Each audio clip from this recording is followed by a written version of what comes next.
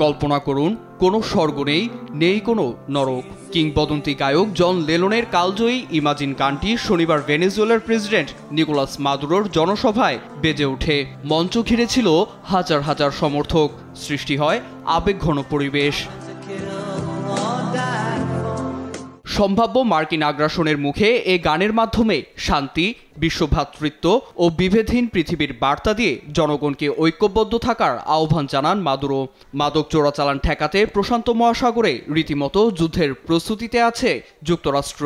দেশটির সঙ্গে যৌথ সামরিক মহড়ায় অংশ নিচ্ছে ক্যারিবীয় অঞ্চলের আরেক দেশ ত্রিনিদাদ অ্যান্ড টোবাগো। মাদুরো সতর্ক করে বলেন, এ পদক্ষেপ আঞ্চলিক স্থিতিশীলতাকে হুমকিতে ফেলবে। যুক্তরাষ্ট্রের সঙ্গে মহড়ার ঘোষণা দিয়ে আমাদের প্রতিবেশী ত্রিনিদাদ অ্যান্ড টোবাগো চরম দায়িত্বহীনতার পরিচয় দিয়েছে।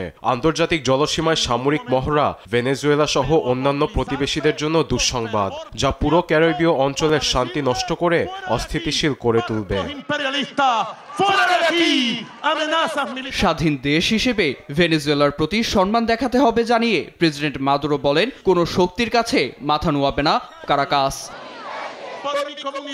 এ উত্তেজনার মধ্যেই ভেনেজুয়েলা প্রসঙ্গে চূড়ান্ত সিদ্ধান্তে পৌঁছানোর ইঙ্গিত দিলেন মার্কিন প্রেসিডেন্ট ডোনাল্ড ট্রাম্প।